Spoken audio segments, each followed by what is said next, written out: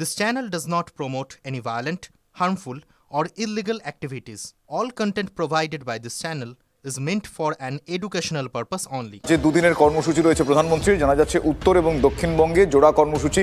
17ই জানুয়ারি উত্তরের মালদায় সভা করতে চলেছেন নরেন্দ্র মোদী। পরের দিন অর্থাৎ 18ই জানুয়ারি হাওড়ায় সভা করতে চলেছেন প্রধানমন্ত্রী।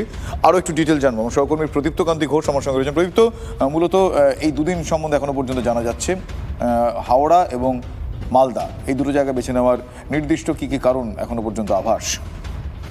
দেখো, যতদিন না ভোটের দিনক্ষণ ঘোষণা হচ্ছে ততদিনের মধ্যে প্রধানমন্ত্রীর 10টি সভা করার কথা ছিল, যা আলিপুরদুয়ার দিয়ে শুরু হয়েছিল এবং সেই কর্মসূচি এখন চলছে বলে বিজেপি নেতৃত্বের বক্তব্য। কিন্তু যেহেতু নির্বাচন একেবারেই দোরগোড়ায় করা নাড়ছে, সেই কারণেই এভাবে পরপর দুদিন প্রধানমন্ত্রী কর্মসূচি করছেন।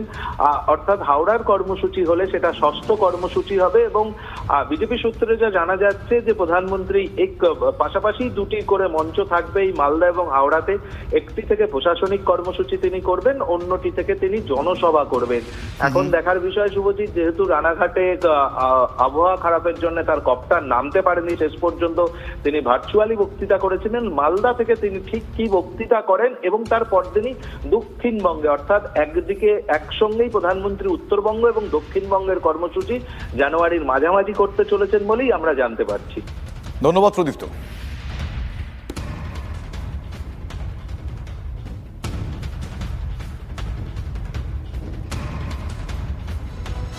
কলকাতা থেকে ফিরেই বিজেপির রাজ্য সভাপতির সঙ্গে দিল্লিতে বৈঠক অমিত শাহর। 40টি সংখ্যালঘু অধ্যুষিত বিধানসভা এলাকায় বিজেপির সাংগঠনিক পরিস্থিতি নিয়ে আলোচনা। এসআইআরে মতুয়াদের অসন্তোষ নিয়েও অমিত শাহর সঙ্গে শ্রমিক ভট্টাচার্যের আলোচনা হয়েছে বলে সূত্রের খবর।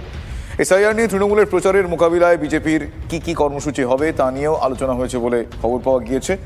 বিজেপিতে সক্রিয় হওয়ার পর দলের লাইনের বাইরে কথা বলছেন দিলীপ। সূত্রের খবর, এ বিষয়েও অমিত শাহর কাছে যে পূর্ণাঙ্গ খবর রয়েছে তা শ্রমিকের সঙ্গে বৈঠকে তিনি বুঝিয়ে দিয়েছেন। তিনি 3 দিনের যে সফরে কলকাতা গিয়েছিলেন, তখন আমার সঙ্গে বেশিক্ষণ ওনার কথা হয়নি। উনি বলে গিয়েছিলেন যে 2 তারিখ দিল্লি এসে তার সঙ্গে কথা বলতে। তো এ নিয়ে আমাদের সঙ্গে দীর্ঘক্ষণ কথাবার্তা হয়। সেটা সম্পূর্ণই পশ্চিমবঙ্গের রাজনৈতিক পরিস্থিতি এবং আমাদের সাংগঠনিক খুঁটিনাটির বিষয় এবং যে সমস্ত ক্ষেত্রে বিজেপি গতবারের নির্বাচনে খুব একটা ভালো ফল করতে পারেনি সেই বিষয় নিয়ে কথাবার্তা হয়েছে। নতুন বছরের শুরু থেকে বঙ্গ রাজনীতি টকবক করে ফুটতে শুরু করেছে। এখন যুগটা চমকের। রাজনীতিও তার থেকে কিভাবে দূরে থাকবে বলুন? শুক্রবার বারুইপুর থেকে আবারও জিতবে বাংলা কর্মসূচি শুরু করে দিয়েছেন অভিষেক বন্দ্যোপাধ্যায়। আর প্রথম দিনই মঞ্চে ভূত হাজির করে এক প্রকার চমক দেখালেন অভিষেক। দেখুন।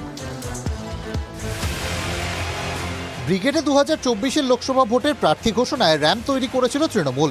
তারপর শুক্রবার বারুইপুরে অভিষেকের সভায় আবার র্যাম্প দেখে প্রশ্ন উঠেছিল, কেন এই র্যাম্প? বারুইপুরের সভা থেকে উত্তরটা দিলেন অভিষেক। সবার খুব কৌতূহল, কেন র্যাম্প হয়েছে?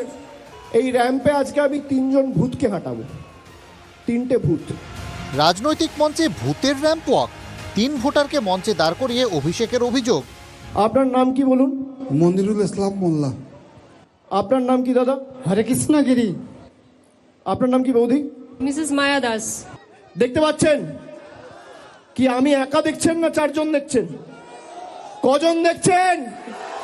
কজন? ইলেকশন কমিশন এদের দেখতে পাচ্ছেন না, এদের মৃত ঘোষণা করে দিয়েছে।